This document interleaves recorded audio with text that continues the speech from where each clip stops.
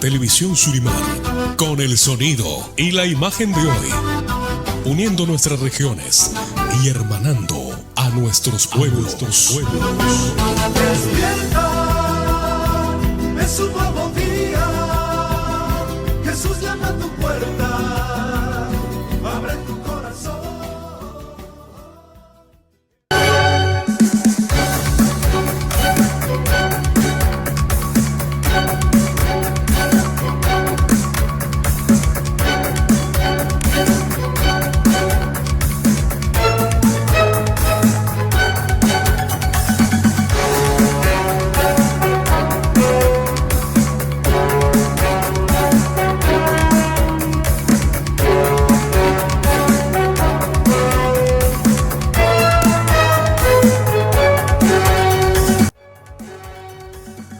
Muy buenas noches, amigos y amigas de todo el Perú.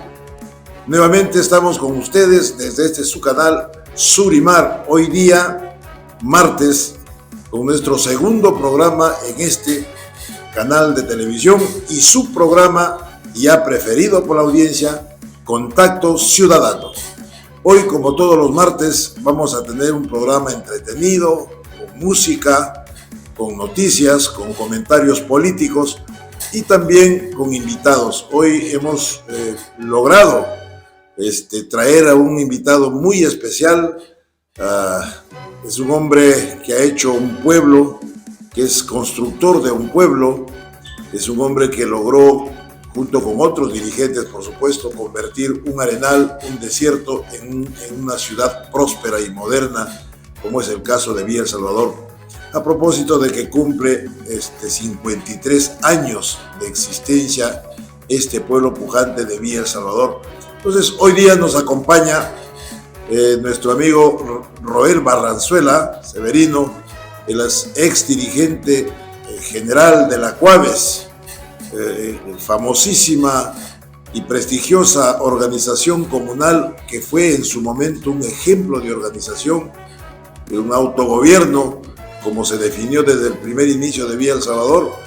Roel Barranzuela pues ha sido uno de los dirigentes fundadores de este gran pueblo de Villa El Salvador, con esta organización llamada Comunidad Urbana Autogestionaria de Villa El Salvador. Roel Barranzuela nos va a acompañar hoy día y nos va a contar lo que muchos jóvenes no conocen, lo que mucha gente de todo el Perú no conoce, realmente cuál fue, cómo se dio la creación de Villa El Salvador, cómo prosperó, cómo lograron una serie de servicios y beneficios, pero a costa de organización, a costa de peleas, de luchas, ¿no es cierto?, de marchas. Hasta ahora recordamos la marcha más grande que se hizo desde Villa El Salvador, que vinieron caminando desde Villa El Salvador hasta la Plaza de Armas. Justamente en ese entonces se reclamaba agua y luz. Pero bueno, la construcción de Villa El Salvador está marcada por eso, por un trabajo permanente de organización, pero también un ejemplo de lucha. Y aquí sus dirigentes fueron muy disciplinados, ya no existen muchos de ellos. A propósito de eso, mi homenaje a Chango Aragón, uno de los fundadores de Villa El Salvador. Entonces, de todas estas cosas, de la historia, de cómo es su organización, cómo se formó, quiénes lucharon, quiénes lograron que este distrito sea próspero, e incluso muchos deben conocer, y si no lo conocen hoy día van a saber que Villa El Salvador tuvo una gran estructura orgánica, que tuvo una planificación ejemplar, que incluso pues posteriormente, en el año 1987, eso nos va a contar ahora Roel Barranzuela, se creó el Parque Industrial de Villa El Salvador, un emporio industrial que ha dado vuelta al mundo, que es prestigioso, donde pequeños talleristas, coavistas de Villa El Salvador se convirtieron en grandes empresarios, exitosos empresarios, y que hoy pues producen y venden muebles, calzado, ropa, artesanía, etcétera.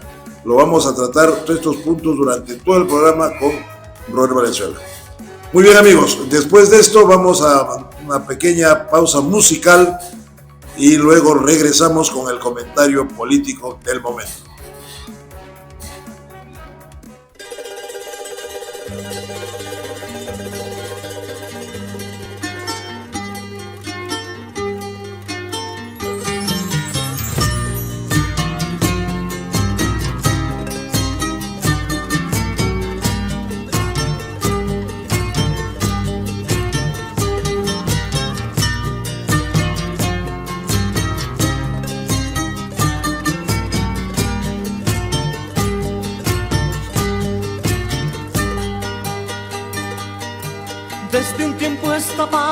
sin que lo sepas.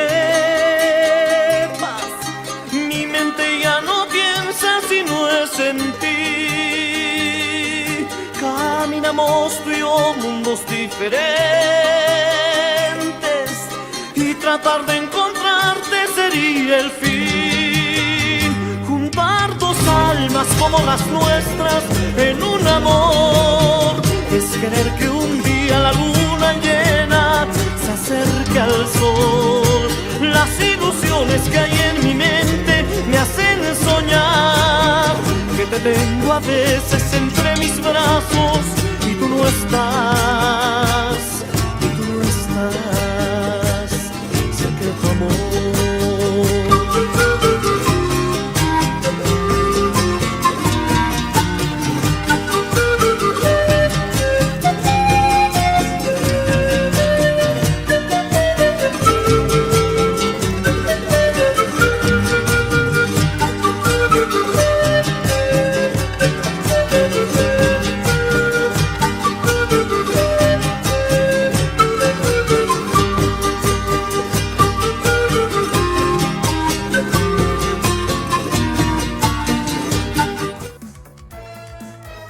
Muy bien, amigos, ya estamos de retorno después de haber escuchado esta hermosa canción que nos ha puesto nuestro productor. Dicho sea de paso y con las disculpas del caso, no olvidarle agradecer a nuestro productor Caleb Honorio y lógicamente al gerente de este programa, don Juan Honorio.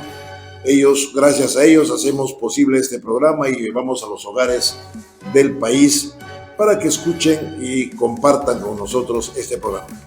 Bien, tenemos muchas noticias de la semana y hemos escogido una de ellas que está dando que hablar y a mucho. Nos referimos específicamente al expresidente Alberto Fujimori, para otros y para muchos al ex dictador. El señor Fujimori, que logró su libertad gracias a un indulto humanitario, entiéndase, humanitario, es decir, porque el hombre a su edad sufre de enfermedades, entonces que se iba deteriorando permanentemente. Sin embargo, después que logró su libertad, lo hemos visto paseándose, haciendo comentarios políticos e incluso ya disponiendo de temas y acuerdos en la bancada de Fuerza Popular. E incluso para muchos ya estaría en campaña electoral, lo cual, como dirían algunos cómicos, no estaba muertito, ahora está de parranda.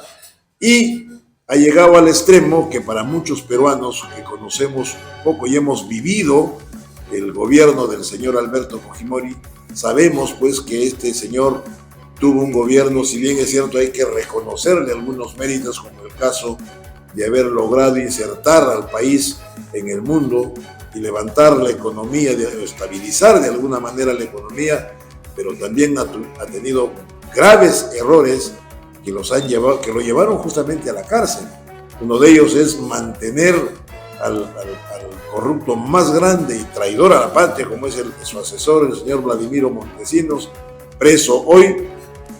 Igualmente, lograr instalar en las Fuerzas Armadas una cúpula militar con el señor de Varia Hermosa que no medían consecuencias y hubieron muchos excesos de encarcelamiento, de muertes, de asesinatos. Entonces, todas estas cosas desmerecen pues lo que él está pretendiendo ahora, cobrar su pensión de expresidente, a pesar de que los expresidentes que hayan sido vacados, como lo fue él, no pueden cobrar esta pensión.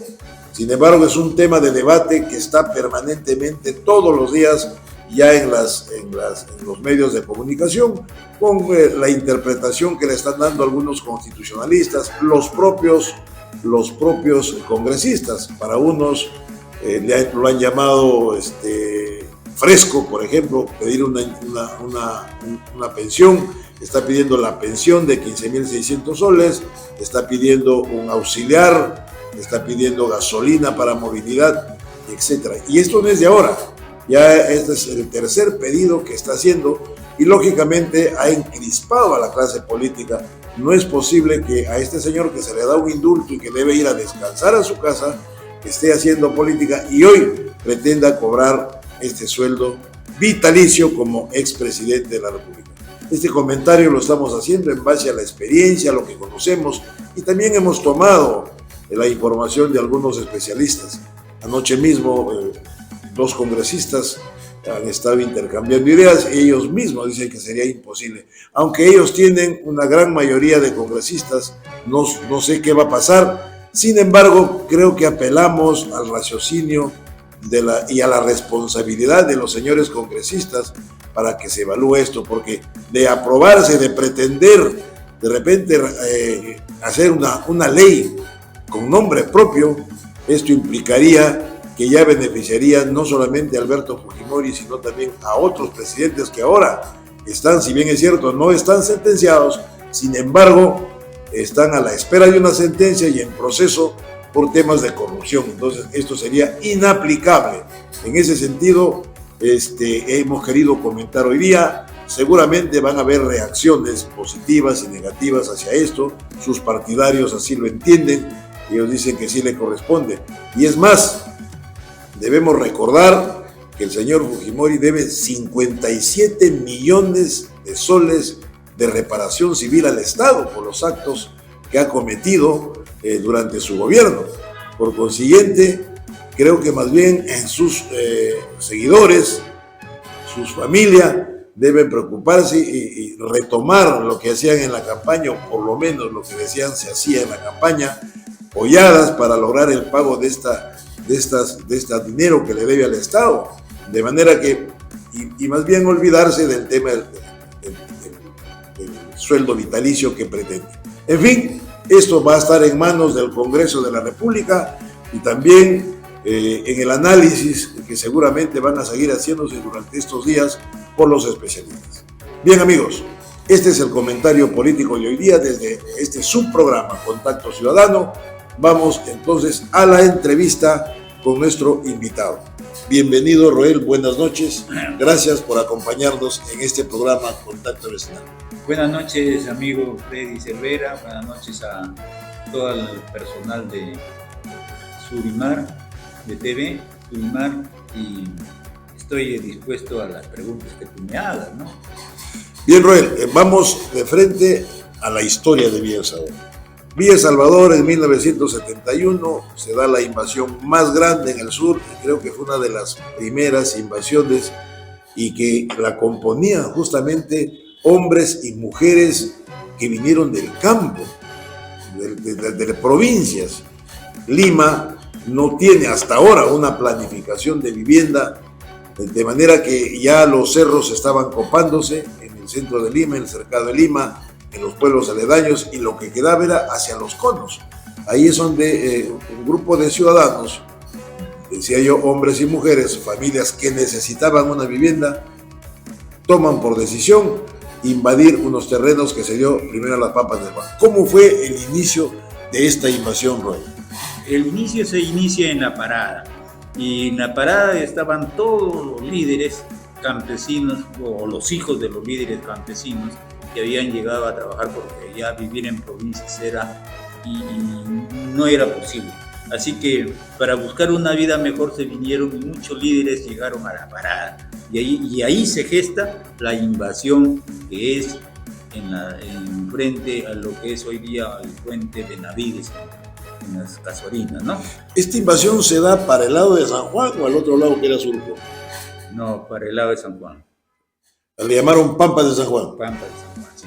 Así que eso fue lo que pasó, pero ahí estuvieron muchos líderes campesinos ya, que trabajaron, y que se inicia, se gesta en la parada, se hace, y tenía 2 hasta 3 diligencias que no se veían, y por eso logró resistir y logró romper que el cerco policial no los asfixiara, ¿no? A pesar de todo lo que hicieron, no hubo un muerto, que es Edilberto Ramos, y que lógicamente al ver este muerto la iglesia sacó cara, y ahí el monseñor Bambarén ya no los llama invasores, y los dirigentes habían escogido una fecha especial porque en ese tiempo, el 28 se estaba dando una asamblea del Banco Interamericano de Desarrollo y que ahí estaban todos los líderes del mundo y que veían y al gobierno de Velasco no le convenía tener esta invasión.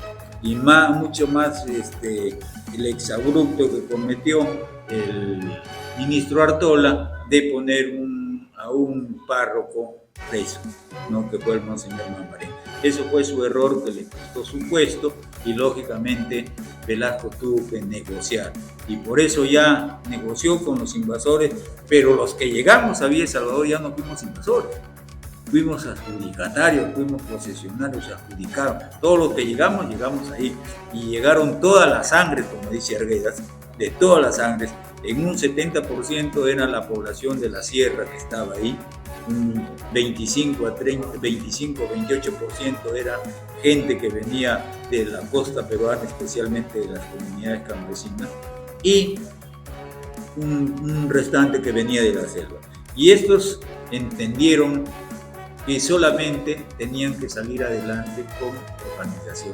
Y se organizaron, fueron organizando, pero a medida que se organizaba, y la primera organización se da para no perder el año escolar en el año 1971, y se hace el primer colegio que fue hecho en el primer sector, ¿no? Que hoy día se llama el Colegio San Martín. Sí, vamos a detenernos un poquito cómo llega a Villa El Salvador, cómo se organiza. Entendemos que en ese entonces el gobierno de la dictadura de Velasco contrata funcionarios, arquitectos, ingenieros y con el famoso SINAMOS creo que se inicia. Más o menos cómo se da esta organización, o sea, la estructura orgánica de Villa El Salvador. Estamos hablando de sectores, grupos residenciales.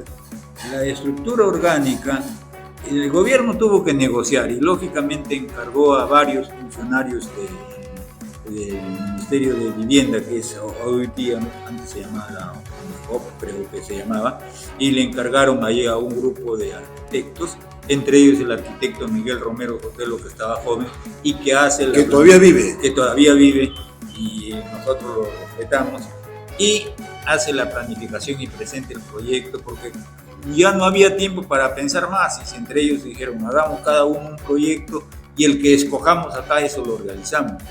Pero ahí, cuando se escogió el proyecto, llamó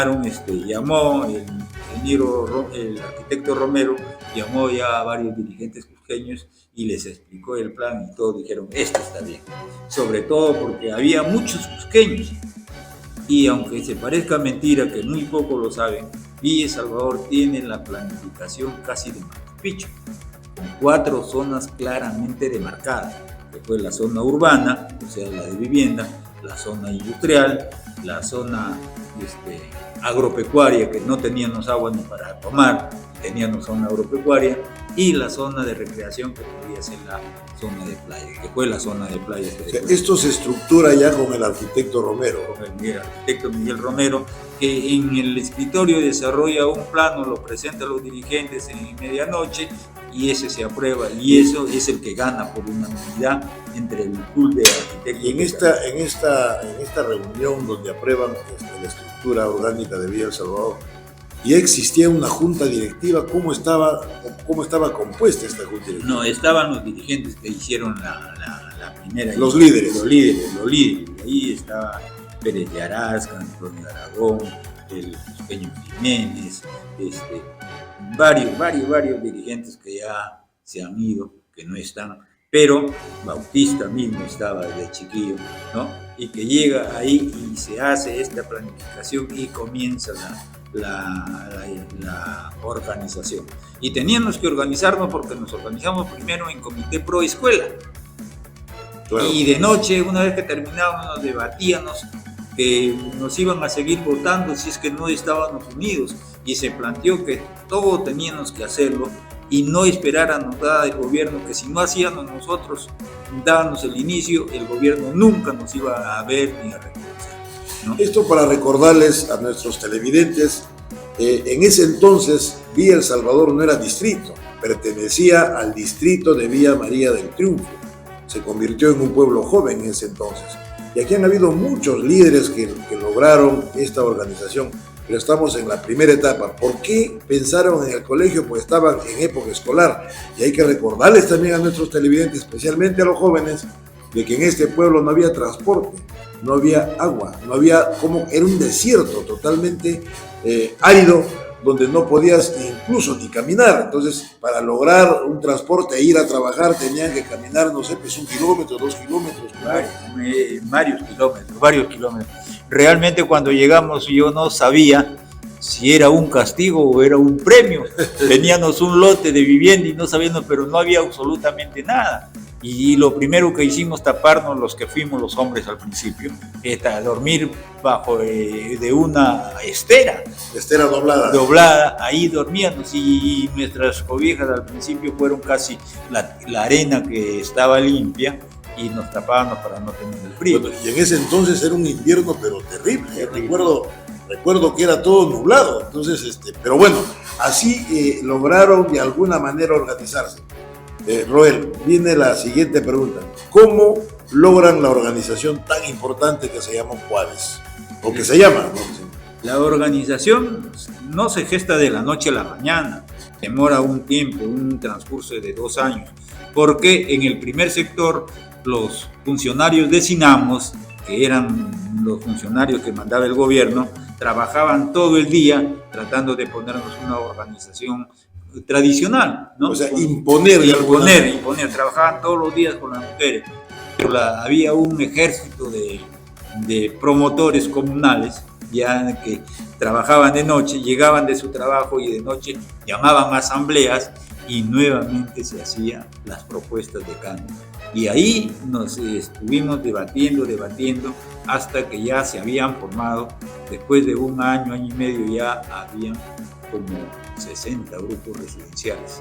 60 grupos residenciales que ya había más de 150.000 habitantes, ¿no?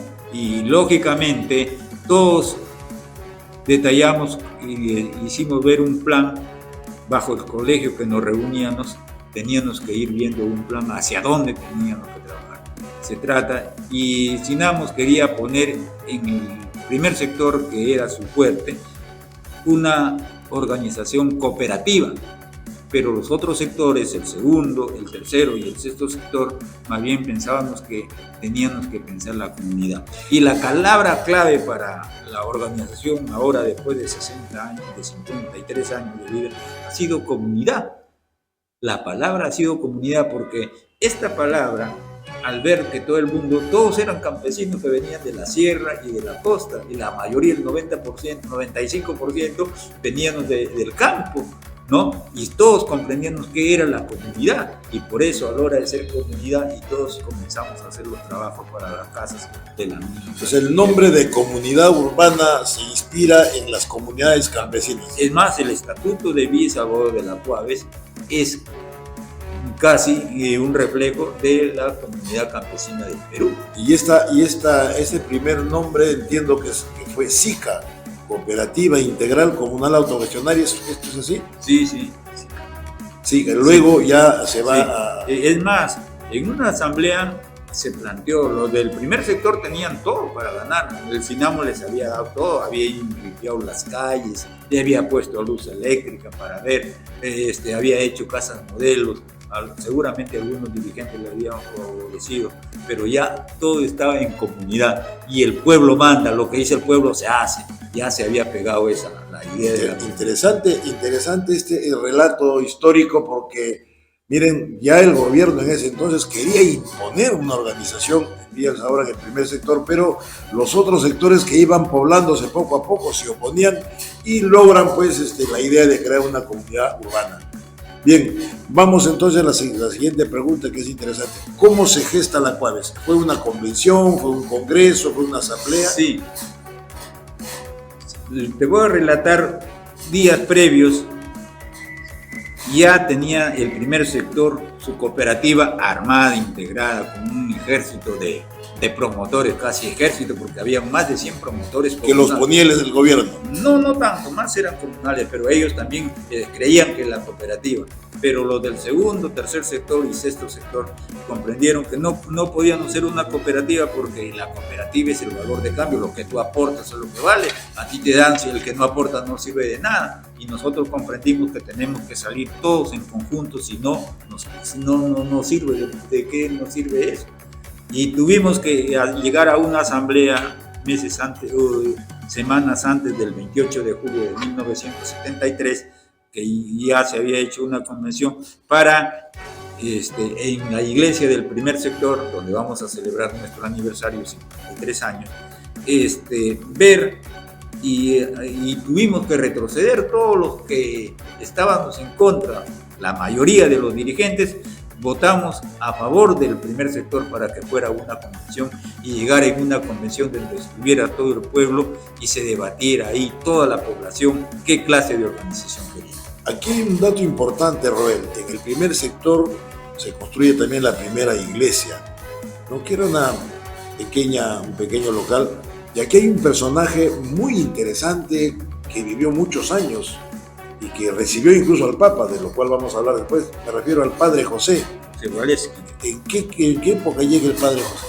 El Padre José llega casi a los días nomás. A los días nomás lo trae, llega ahí designado, y por eso la iglesia ha hecho suya. La iglesia ha hecho nuestra la causa. El nacimiento de la iglesia en Villa Salvador nace con los primeros pobladores de Villa Salvador. Y la iglesia se dedica exclusivamente a la organización también, o sea, también coopera mucho. Coopera, hasta ahora sigue cooperando, hasta ahora brinda mucho servicio a la iglesia católica, que algún día lo voy a sacar al párroco para que vea qué es lo que tiene cada iglesia, cómo trabaja, y que trabajan ordenadamente, increíblemente, todo el mundo trabaja ahí, ¿no? Eso ha comprendido el párroco Ángel Graviel se llama, que hoy día ha sido convocante de esta convención para celebrar los 53 años de Villa Salvador. El público quiere saber qué día exactamente es el aniversario, qué día se forja Villa Salvador.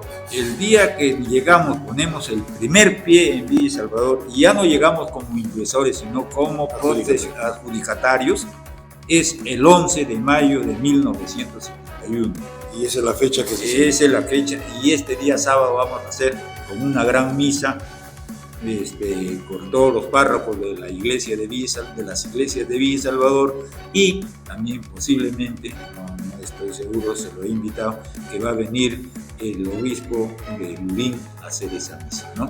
Y que por primera vez vamos a dar un brindis con una copita de vino, aunque sea pequeña, en la puerta de la iglesia de Villa Salvador, como el respeto que todos tenemos a la iglesia, porque la iglesia nos cobijó en los mejores y en los peores momentos que pasó la organización. Ahí hemos sido nuestro refugio. Por eso nosotros reconocemos que Cristo nos ha amparado y que ahí estamos. Muy bien, amigos, interesantísimo este relato histórico de Roel Valenzuela. Es un viejo dirigente, llegó muy joven, por supuesto, y toda su vida la ha dedicado pues al servicio de la comunidad, como lo hemos hecho todos los que hemos empezado en Villa El Salvador. Hemos de alguna manera cooperado con, yo orgullosamente también vivo en Villa El Salvador, me considero parte de esta gesta de dirigentes. Sin embargo, escucharlo a Roel, que es uno de los que estuvo permanentemente desde la invasión a las Pampas de San Juan. Vamos a la segunda etapa. Queremos deleitar una segunda pieza musical para ustedes con el mayor cariño, y continuamos con la historia de Villa El Salvador. ¿Por qué estás triste? Dime por qué. Veo en tus ojos pena y dolor, que negras nubes te hacen sufrir. Siento llover en tu corazón. ¿Por qué tan lejos miras? ¿Por qué? ¿O algo presientes que sea fatal? No llores, vida, me harás llorar, y nuestro llanto no nos ahogará. No llores, vida, me harás llorar. No llores, vida, me harás llorar.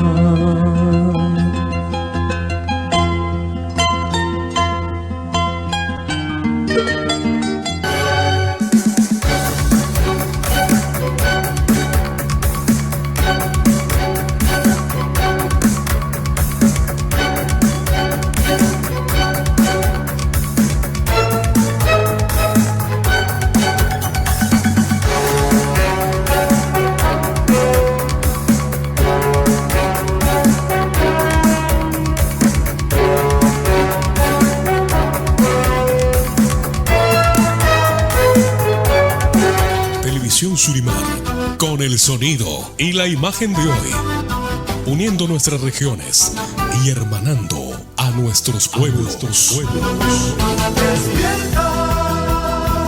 es un nuevo día, Jesús llama a tu puerta.